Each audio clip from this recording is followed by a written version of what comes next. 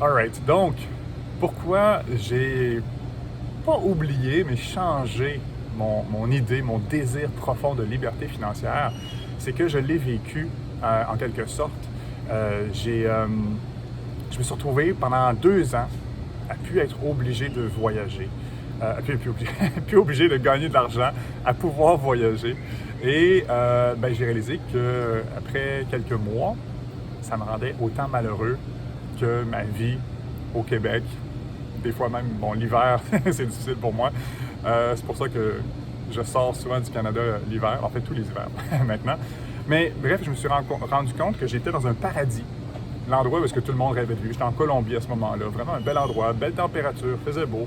Je travaillais presque plus en fait, je faisais peut-être une dizaine d'heures de coaching par semaine. Donc je travaillais vraiment pas beaucoup, j'avais plus besoin de travailler même. Mais je me suis retrouvé à nouveau malheureux.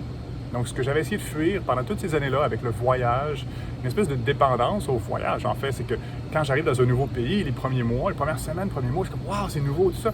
Cool, mais quand la nouveauté passe, ben là, oups, la dépression, les pensées négatives reviennent. Donc, j'ai pris conscience que c'était pas ça que je recherchais, puis qu'il y avait une liberté encore plus profonde que je cherchais. C'était la liberté d'être. Liberté que les enfants ont naturellement. Hein, les enfants, je trouve ça tellement beau de les voir jouer. Pour eux, la vie, c'est un jeu. Puis ce que je veux, comme adulte, c'est de revenir à cette joie-là, la joie de jouer. Mais ce que j'aime bien dire, c'est comme de jouer comme un enfant avec le portefeuille d'un adulte. Donc, c'est de ne pas avoir de limites. En fait, c'est ça. C'est quand je parle de liberté que je souhaite. C'est de ne pas avoir de limites. Donc, mais je pense qu'il faut quand même arriver à cette liberté-là financière pour le comprendre. Parce que c'est pas rationnel. Tout ce que j'explique là, la difficulté que j'ai dans le moment, c'est que j'explique des concepts avec des mots. Hein, on est obligé, quasiment obligé de passer par les mots pour communiquer. Ça se fait par l'énergie puis de différentes façons, mais bon, plus facile avec les mots. Mais c'est un état. C'est un état qui se décrit pas, l'état de liberté. Je me souviens quand je l'ai vécu, j'étais au Laos, à Luang Prabang, dans un petit village très spirituel avec plein de moines. Et il y avait le coucher du soleil sur le fleuve, sur le Mekong. Puis j'étais dans un resto, puis j'ai senti là un pouvoir qui commençait à m'habiter tellement fort, mais ça se décrit pas avec les mots.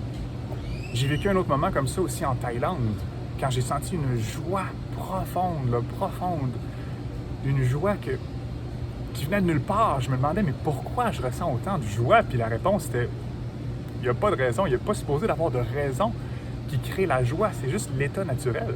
C'est l'état des enfants quand, dans les premières années de leur vie, pour la plupart des enfants vivent comme ça, d'avoir cette joie-là spontanée, d'envie de jouer, d'explorer le monde, de découvrir. Donc c'est à ça que je veux retourner, puis c'est tout à fait possible de retourner comme ça en tant qu'adulte, mais il faut se défaire de tout ce qu'on a appris de la société, des gens qui nous ont éduqués, de nos parents, pour retrouver cette liberté-là, pour retrouver cette capacité de s'émerveiller devant rien, devant les insectes, devant la beauté de la nature, la beauté du décor derrière moi. Et ça, ben, paradoxalement, ça prend du travail. Si on avait un environnement ou une société qui, dès la naissance, nous gardait dans cet état-là, on n'aurait jamais besoin d'y retourner.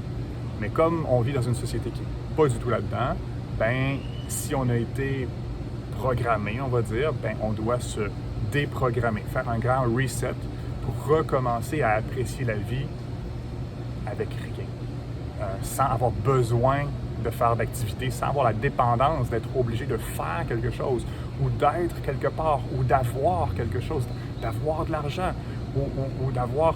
Moi, je me souviens, au moment de ma faillite, il y a des moments qui ont été extrêmement difficiles, extrêmement stressants, mais d'autres moments qui avaient une joie.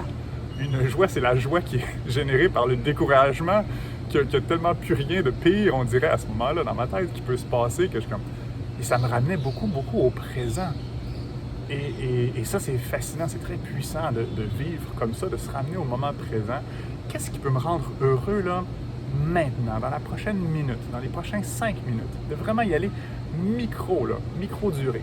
Et ça, c'est très puissant de faire ça, puis c'est bien de le faire consciemment.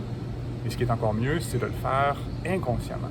C'est que ça se produise naturellement, sans que tu aies besoin d'y penser, comme les enfants le vivent. Alors, voilà.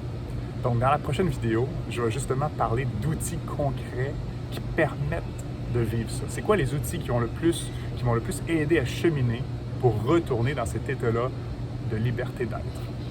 À bientôt.